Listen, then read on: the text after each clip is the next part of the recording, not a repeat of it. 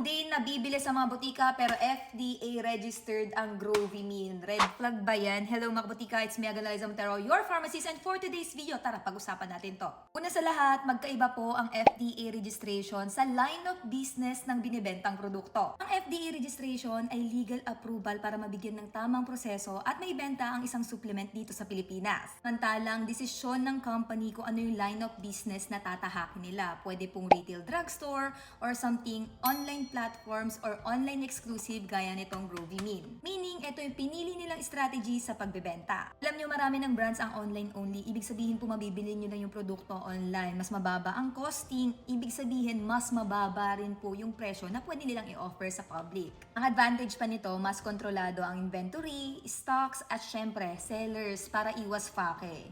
Para malinaw, ito po ang FDA registration ng Grovimine at ang pinili po nilang line of business sa ngayon is online exclusive. Walang dapat ikabahala kasi dumaan po ito sa evaluation for safety, quality, and proper labeling.